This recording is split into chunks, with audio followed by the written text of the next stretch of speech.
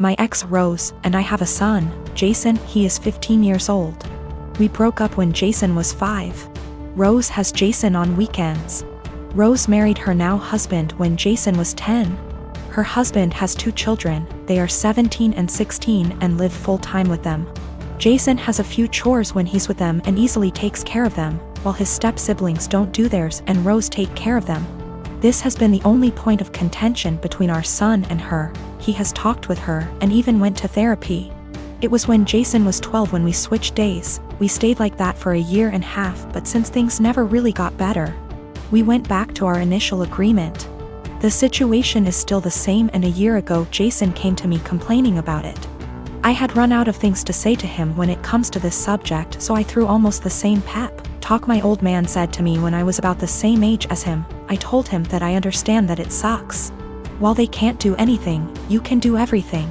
You can cook, clean, do well in school, drive, handle your own money, and you even know how to handle the bills, and I'm not counting the things you've learned from your grandparents and your uncle. I can send you to live alone right now like my old man did with me, an inside joke. And I wouldn't worry, because even if you don't know how to do them, you take the time to learn. You are already ahead of many kids your age, even ahead of some adults. Do your part, and as long as she doesn't make you do their chores, let your mother take care of it. Just focus on spending time with her the way you've been doing so far. The world is going to hit your step-siblings hard one day. Jason took it well, and things have been going well until yesterday. He went out with his mother, and when they returned, they found their house a complete mess. I don't know what they did, but it was bad enough that Rose snapped and finally forced them to clean the house.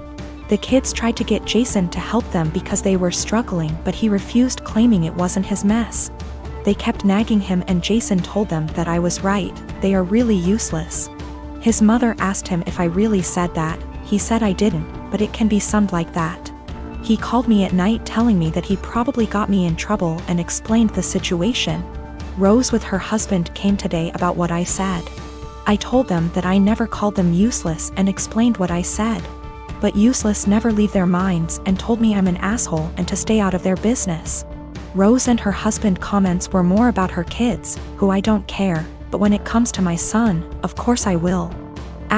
Jason wasn't standing there looking smug and calling them useless. He was in his room minding his business. The constant nagging and his mother's inability to stop them make him snap. That's when he called them useless.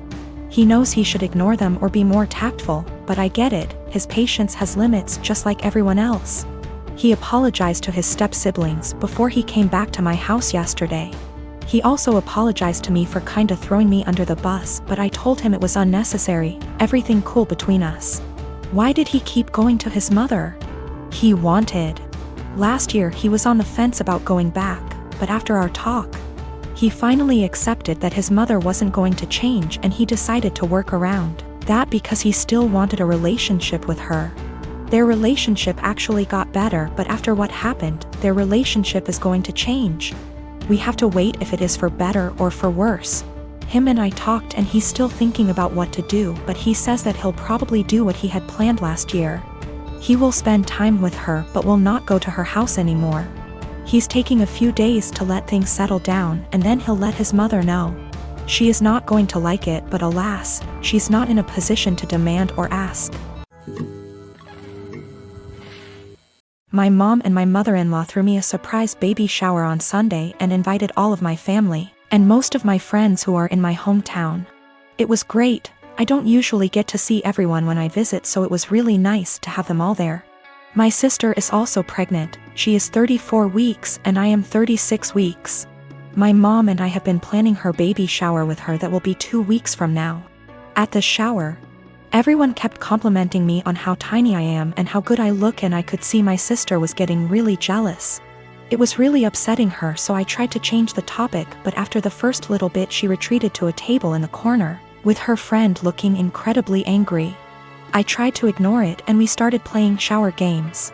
Later, her friend asked if any of us knew where she was since she hadn't seen her in a while. Everyone was extremely worried because she wasn't answering her phone, and we thought she could have gone into labor or fallen or something terrible. The shower was in a party room at an arena, so it's a huge building, and everyone there, 70 of us, began searching the entire place up and down looking for her. Many people got into their cars to drive around the area and the different routes to the hospital to see if they saw her car. We also called her husband to see if he had heard from her, and he left work to help look. My other sister found her sulking inside a Timmy's. She refused to come back to the shower because she was upset that she wasn't getting any attention and everyone was fawning over me. It took a while for everyone who left to get back, and while we tried to carry on with the shower, the whole mood was soured and it was really awkward. I'm so upset with her now. I suspect once the baby comes I won't go down to my hometown as much, and I won't get to see many of those people as often as I did before. So that was my last chance to get together with everyone before the baby. It's not even the first time she's done something like this. At my wedding she complained to anyone who was willing to listen about how my husband is very touchy-feely with me. And now whenever he touches me in any way in front of her she'll grumble and roll her eyes like she is upset that he is attracted to me, or something. He dropped me off at the shower, and when we were talking to friends he was standing behind me holding my belly, and she said, "That's disgusting," and made a gagging noise. She also won't show up to something unless someone has called her to ask where she is and tell her we're waiting for her. It's a little game that she likes to play. I don't know what her problem is, but I'm so sick of it. She hasn't spoken to me since the incident and won't return my calls or texts, but I think she owes me an apology. If she can't apologize, I don't think I want to continue to plan and pay for her baby shower. Is that fair? My mom and my aunt think I just need to try to move past it because that's just how she is. My husband feels differently, and he thinks I should stop doing anything for her because she continuously disrespects us and our marriage. I have this vegan coworker, we'll call her Vegan, who is very active on FB and in the office about being vegan and how cruel farming is and everything. Each to their own. I don't necessarily disagree with her views on animal cruelty, but here's the thing, I'm a hunter. Not a trophy hunter, but I do shoot feral pigs, rabbits, ducks, introduced, classified game ducks, and foxes, and I fish too. All except for the fish are classified as pests. Foxes especially kill native wildlife and farm animals, and farmers will often put you up on their property for free to hunt them. I have passed tests here, especially for identification of game ducks versus protected species, and practice ethical hunting. I.e. allow the animal to have a fair chase, no dogs or tracking devices. Practicing marksmanship and dispatching prey swiftly and humanely and not wasting the meat. None of that is obviously good enough for Vegan. When she first came onto the team and told everyone she was vegan, I kept my mouth shut about my hunting. I also think she's really intolerant because she preaches to people about how going vegan will help with their various ailments, and always turns up her nose at people heating up meat in microwave. As a result, we've kind of consciously started excluding her when we get up for lunch. However, last year I started going hunting more regularly with a work friend from another department, whose uncle owns a farm where feral pigs and like are an issue, and he often swings by to have a chat about guns and bows and our next trip. And she found out I was a hunter. This isn't even at our desks, it's in the kitchen area that has tables and stuff, and we sometimes eat our lunches together. Ever since then, every conversation I've had with her, she's referred to hunting and how cruel it is. One time, I wore a leather pencil skirt to work and she had a go at me for wearing animal products. She seems to have singled me because of the fact that I go hunting. My boss has no spine. I've tried talking to him about this, but she just intimidates him and makes it seem like she's been persecuted, and he's backed down from that. She even tried to get a vegan shelf in the fridge and tried to rope in some Hindu vegetarian guys to do that, but they pointed out that they use milk and cheese and honey in their cooking. They also think she's nuts. It's gotten to the point where we go out for drinks on a Friday night at 5 and we never ask her. I don't organize these things, a coworker does, but my boss told me, when I brought it up in one-on-one meeting, that she feels really left out and she seems to think it's my fault because I've been here for longer and I'm somehow poisoning them against her, or something. I have since been conscious of this. If anyone starts conversation about vegan, I just say I don't talk to her unless it's work-related, and she's more than adequate at her job. It's actually become something of a joke or catchphrase. I told my boss I don't organize anything except official events, and she's always been invited. If she's not invited to informal stuff, that's not even organized by me, then that's not my problem. The coworker that doesn't invite her, she managed to piss him off because he's eaten guinea pig, he's from Peru. And she asked him if he'd eaten any of his other pets. For the record, he never ate a guinea pig that was a pet. It's something they eat in Peru. Whenever she brings up hunting or anything, I just point blank ask her there was anything work-related that she wanted to talk about, and if there wasn't, I would start talking to someone else or just walk off. I have asked her multiple times to keep conversations work-related. I never start a conversation with her at all. Most of the time, she pounces when I'm in the kitchen making tea, getting water, or just stretching my legs. One time last week, a group of us were talking and she got up to join the discussion. A horrible silence fell over the group to the point where I just excused myself and went to my desk, and so did a few others. It all came to a head in our team meeting today when our boss, usually at the ends, asks if there's any positive news or celebrations outside of work people want to share, like engagements, marathons, charity appeals, etc., and Vegan sarcastically asked me how many lives I'd taken last weekend. I got annoyed and said her constant badgering me about my hobbies and choice to eat meat was discriminatory and bothersome, and that unless it was work-related, she was not to engage me in conversation otherwise, and told our scribe to put that in the meeting minutes. She seemed a bit shocked by that, and my boss looked uncomfortable but said fair enough.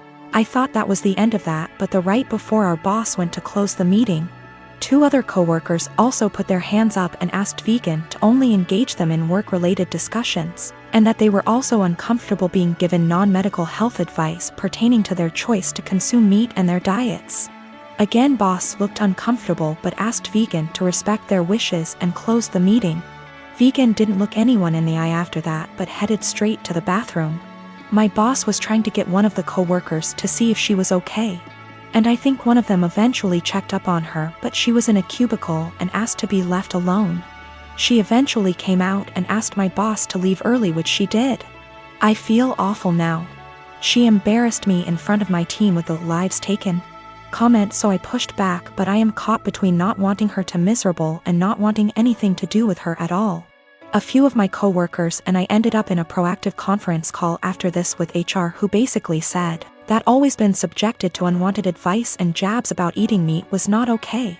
But some mediation was in order to ensure cut the tension in the workplace.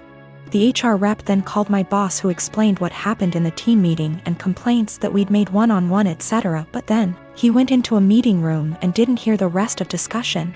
I don't know what to do, assuming she comes into work tomorrow, or if I should even talk to her at all. My boyfriend's mom makes these amazing cookie bars. She makes them for the holidays and family gatherings, and people always request that she brings them. I asked for the recipe once and she laughed and said no, that it was hers and she doesn't give it out to anyone. I dropped it and never asked again. I started baking a lot during the pandemic. It's been fun for me in my downtime. I decided with my free time to try to recreate the cookie bars my boyfriend's mom makes. I pulled up recipes that sounded similar from online blogs and started baking and tweaking. It took about 5 recipes and batches, but I finally nailed it down. Her secret recipe ended up essentially being a cookie bar known as a Carmelita. I then decided to make it my own and improve it to my tastes. I used higher quality chocolate, made sauce with local homemade caramels, used flaky sea salt on top, vanilla bean paste instead of extract, added a pinch of this fantastic organic cinnamon I had on hand. The results were over the top delicious. My boyfriend declared they are better than his mom's, and he finished off half a pan in 2 days. He was FaceTiming with his mom Saturday and eating one. She asked what it was and he said, "One of your caramel bars." Joe found a recipe online but made it even better. She lost it. She started yelling about how awful I was for making her cookies and how I had no right. He told her that she was overreacting and quickly ended the call. She started blowing up my phone with nasty texts about what an asshole I am. I explained to her that I found the recipe I used online where it was very public. I had actually tweaked that to make it more my own, and that I wasn't ever planning on bringing them to an event she's at, so I did not see what the big deal was. She didn't care. She called me names and told me I was wrong for baking a recipe that I knew was similar to hers.